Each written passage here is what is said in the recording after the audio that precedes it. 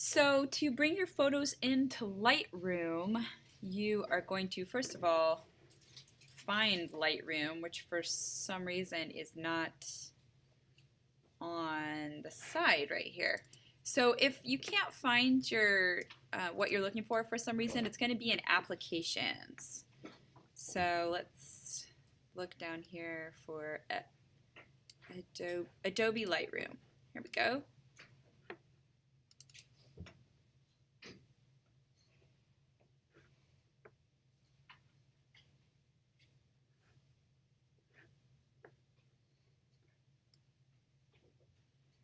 Okay, so this is saying, actually this is pretty important, the file could not be found.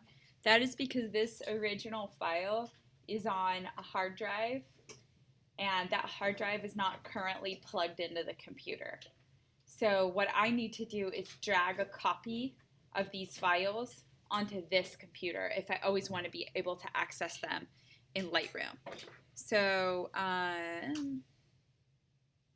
okay, I'm just going to click OK right now because we don't need to upgrade that right now. So to import, there's so many options here. When in doubt, come into Help and type in Import. And there we have it, the very top one.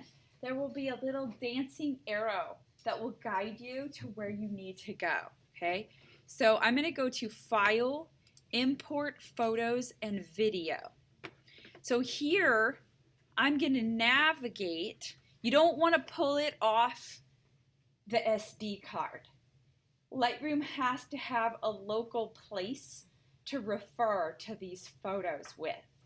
So you really don't want to pull it off the SD card. I already have it. I already put my files where? On my, where'd I put them? What's that thing I double clicked on? Hard drive. Yeah, they're locally on the Mac, right? So, I mean, even if you don't know the words, if you just get the concept of they're somewhere there. So wait, hold on. I click on hard drive, users, teacher is my name, okay? Where did I put them again? I put them in pictures. This is kind of where I'm always saying to you guys, where did my photos go? Where did I put them? And I say back, I don't know. So I know where my photos are right now because I put them there purposefully and I'm navigating to where they are. That's the word for it, navigating. So we have these under here in Add. We can check all, or you can uncheck all and you can go through and only check certain ones. You know, it's completely up to you. I want to see all of these. They're from Catalina. They're pretty cool. So I'm going to go to Import. Okay, and so now it's going to import those photos. See, importing files at their current location. That's on the hard drive. And now what I want to do is add. Okay, I'm going to add a collection right here. But before I do that, I'm going to come back and I'm going to go here to Previous Import, go into Library, and I'm going to make my thumbnails really, really small so that I could see all my photos here. So because my screen is also a little small, I really can't necessarily see them all, but I'm going to hold down Shift. I'm going to select them all. Then I'm going to come here and say New, Create Collection. And it's more, the collection is more like your folder. So I'm going to call it Catalina 2016 because I definitely plan on going there again in 2017. I'm going to hit create and now I have a spot and you guys can see some of my other collections that I have in here. But if I click on this black and white one, it's going to tell me the file is not found because that particular hard drive isn't plugged in right now. So that's an issue with Lightroom, but it is what it is. So now that I'm in Catalina, I can now take my thumbnails and make them a little bigger. And so let's see, it looks like I already gave that one some stars. So I can just click right there, give it some stars. Okay, scroll down. Oh, I like this one. I like that one. Oh, someone said, why are you always taking pictures, but you're never in them? So they took some pictures of me. I like that one.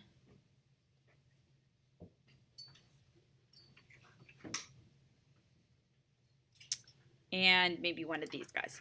Okay, so now what I can do is I can click on my filter here, and I can come up here and I can say I only want to see which photos are rated with 5 stars.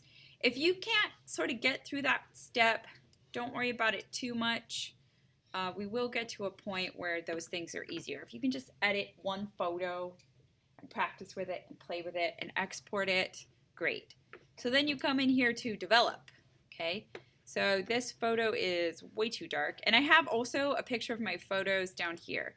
So I'm actually going to come into this one because I want it to be a little bit easier to edit. Right here, I have all my editing, and I just click on these.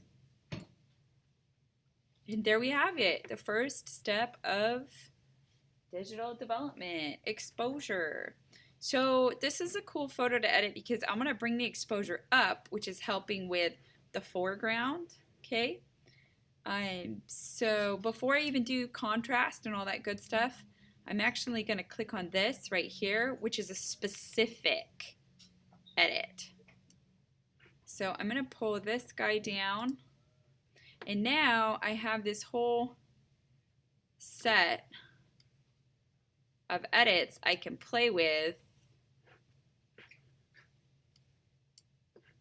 I'm just bringing the exposure down right there so that it can darken up the sky. I want that sky to be a lot darker. So I'm going to close that. That's a specific edit. I'm just going to hit close.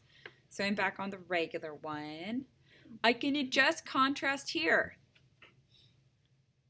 My light, so less contrast, more contrast. Less contrast, more contrast. I'm going to leave it right there. Let's see if I can bring my highlight. So you guys can experiment with this quite a bit. So I'm going to bring my highlights down because I want my sky to be a little bit darker. And then I'm going to bring my shadows up because I want some more of the value in the foreground. Vibrance. Ooh, that's looking good. I like the color on that. Saturation, I'd stay away from. It goes a little unnatural, a little extreme. I guess it kind of depends on what you're looking for. So we'll just give it a little bit. Notice the difference between vibrance and saturation. I'm adjusting quite a bit on vibrance, not as much on saturation. This is vignetting. You can go that way or that. That's kind of a last. I do that last, and I have that listed last as well. Okay, so I'm going to click up effects. I am going to click up basic. Okay, and I'm going to come here to tone curve. Here is where I can adjust my contrast, or we can also adjust it where we saw earlier. I actually want to find something that's again going to bring out that detail in the sky, but still give me the kind of the foreground there. And then I'm going to come back to basic and see what I can do with this contrast. Okay. So getting a very different image. This is the last one. It's sharpening. So it's going to zoom into our image at 100%. If it was a person, we would kind of find their eye, but I want to find something that has some sort of minuscule detail to it. So probably this palm tree is the best choice. So I'm going to sharpen it, and I'm doing it, overdoing it a little bit just to show you. And the pixels are going to come out, but the edges should look cleaner. Then I'm going to come here. can play with the detail a little. And just the way the screen is, it's kind of annoying. Okay. So then I'm going to do the luminance. And the luminance is going to make everything soft. It's going to soften everything out. So that's without the luminance. This is with the luminance. Now I'm starting to get this nice, smooth ocean water and like the nice green on the palm trees. I'm going to hold down the Option key, and everything that is in black will remain soft. Everything that's in white will gain detail. Okay, so yeah. And I can kind of zoom in and see what that looks like at a more pixel level.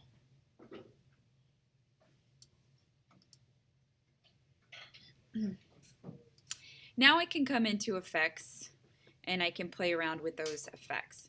So that's probably quite a bit to work with. I can actually right click, and there's so many options here. Again, if you want to know more, then just type it into help and there will literally be a little dancing arrow. So I can go in here and actually copy my settings, and here's everything that I did pretty much. So I can actually copy those, okay?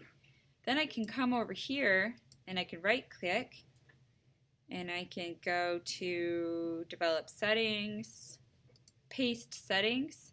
Whoa, that actually looks pretty good. Did you guys see that? So I just used the same exact settings that it had.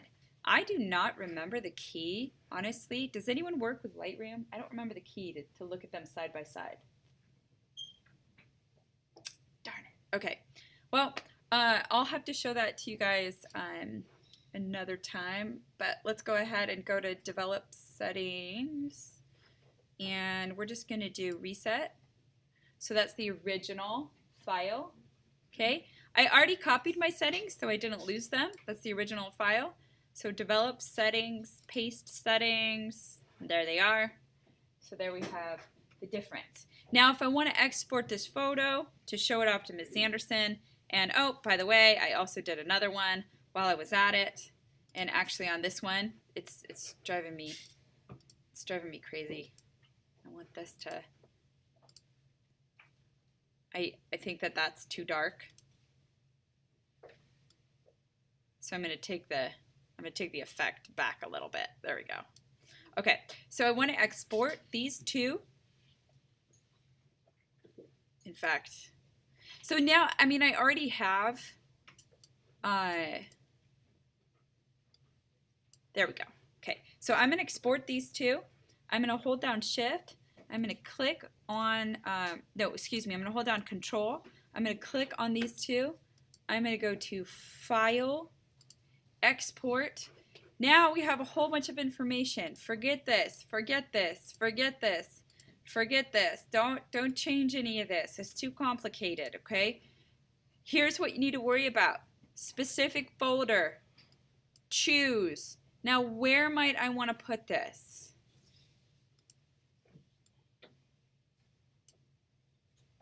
Where did I put my original file? Right? Right in there. So I'm going to double click on this folder and go new folder, and I'm going to put export. I'd like to keep that folder inside the original folder.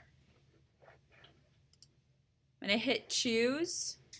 There I can see it. Users, teacher, pictures, Catalina 2016, export. And export. Export two files.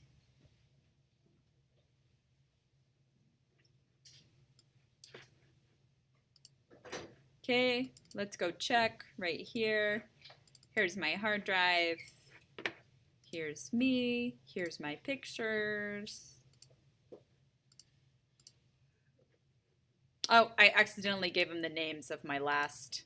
It says Tessa black and white. That's okay. So, but now I have JPEGs that I can put into a Google Doc, or I can upload to Canvas.